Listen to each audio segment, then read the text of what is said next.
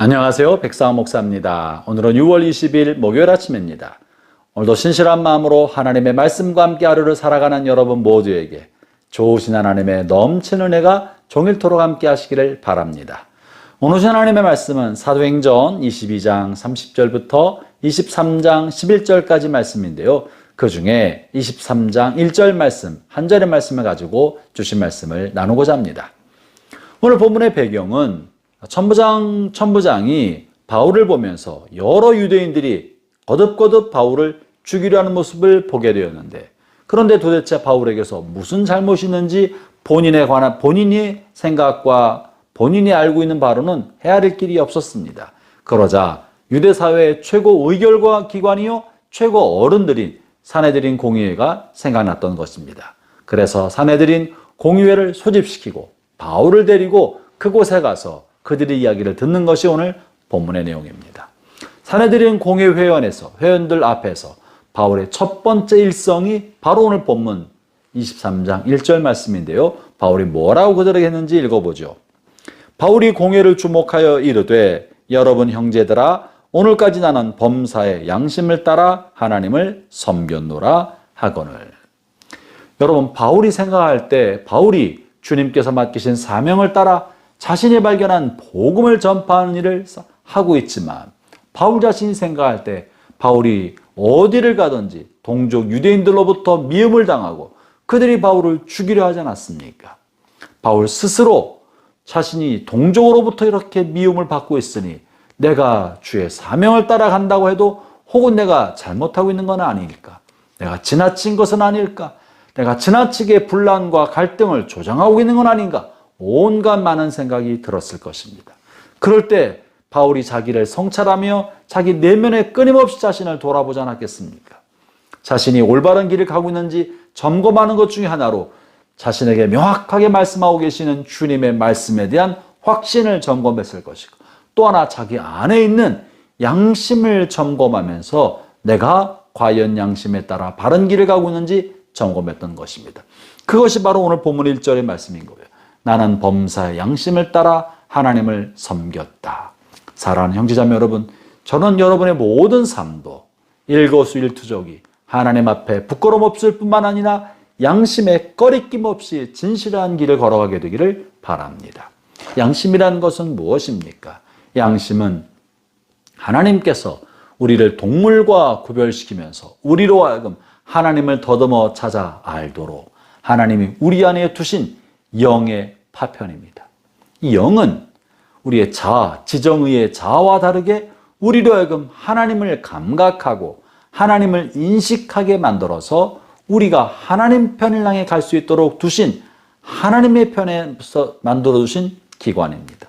이 영은 하나님이 사람을 흙으로 지으시고 또한 모든 동물도 흙으로 지으셨는데 사람에게만 하나님의 영, 하나님의 호흡을 불어넣어 주셔서 우리가 사람다운 사람이 되게 한 것 아닙니까?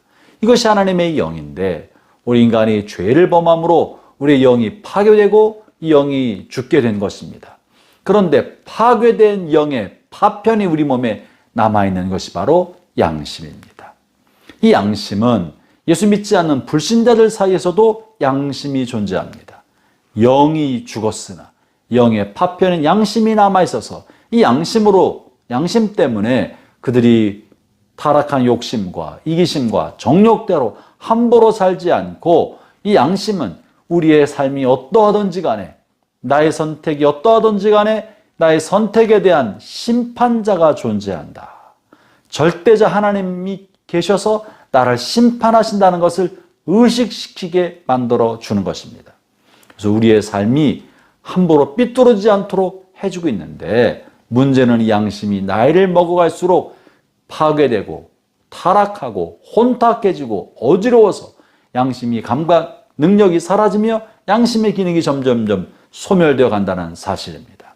그러므로 우리가 신앙생활을 해나갈 때에도 하나님의 뜻을 향해 우리가 가도록 우리를 하여금 하나님을 더욱더 많이 의식하게 만들어주는 양심이 살아있어야 합니다. 이 양심은 우리를 하나님께로 가게 하기 때문에 그렇습니다. 그러므로 형제자매 여러분, 저는 저나 여러분이 성령에 따라 살아가고 하나님의 말씀에 따라 살아가면서 동시에 언제든지 선한 양심에 따라 살아가기를 바랍니다. 이 양심에 따라 살아가려면 먼저 우리 양심이 깨끗해야 합니다. 어린 시절의 양심은 더 많이 활동하고 일하지만 나이가 먹어가고 교육을 받고 또 나름대로 자신의 자아가 생기고 자신의 신념과 철학과 자기 사상의 체계가 생기면서 자기의 사상과 신념이 우리 안에 있는 깨끗한 양심을 그 신념의 색깔대로 색칠을 합니다. 자기의 사상과 철학의 색깔대로 색칠을 해버리고 마는 것입니다. 그래서 양심도 이런 자신이 만든 사상과 신념대로 오염되어서 그 신념의 틀 안에 양심이 작동을 잘 제대로 하지 않게 됩니다. 오늘 현대사회 지금 벌어지고 있는 한국 사회의 수많은 일들은 수많은 지식인들과 정치 지도자들이 하고 있는 행태를 보면 양심이 없는 사람처럼 보이기도 합니다. 왜 그런 것입니까?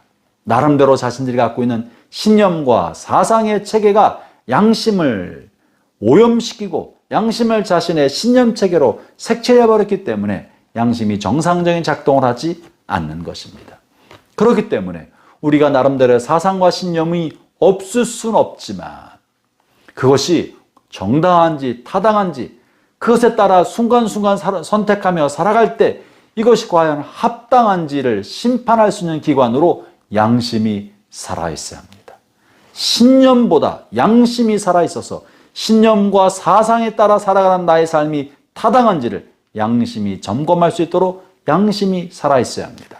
사랑하는 형제자매 여러분, 나이가 먹어갈수록 양심은 기능이 점점점 줄어들고 자신의 생각, 때론 욕심, 자신의 이익, 자신의 신념 체계가 우리의 삶을 사로잡을 때가 많이 있습니다. 그렇게 살아갑니다. 그러나 저나 여러분이나 그거보다 먼저 언제든지 양심이 오염되지 않도록 깨끗한 양심에 따라 살아가도록 양심을 깨끗하게 하기를 바랍니다. 또 하나 올라 깨끗할 뿐만 아니라 양심이 민감하도록 크고 작은 모든 일에 있어서 일절 깨끗하게 살아갈 수 있도록 양심이 민감해서 양심이 우리에게 무언가 경고할 때 바르게 깨달아 알 수 있도록 양심을 민감하게 하는 일을 훈련시키며 살기를 바랍니다. 우리가 성령에 충만하여 하나님의 음성을 선명하게 분별하여 알아들을 수 있다면 성령에 따라 살아가지만 그러나 하나님의 음성을 날마다 선명히 알아듣지 못하고 성령 충만하지 못하다면 적어도 양심이 살아있어서 양심에 따라 우리의 삶을 살아야 할 것입니다. 형제자매 여러분, 오늘 살아가는 동안에 여러분의 양심의 소리를 들어보고 그 양심의 그 선한 양심이 이끌어가는 대로 그 결과에 상관없이 하루를 살아보시기를 바랍니다. 기도하겠습니다. 하나님 아버지, 주님이 우리에게 하나님을 향하여 살 수 있도록 우리 안에 양심을 두신 것을 감사합니다.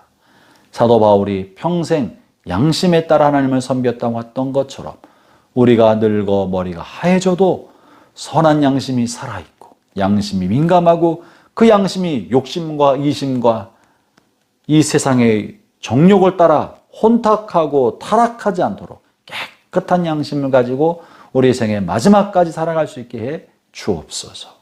예수님 이름으로 기도합니다. 아멘.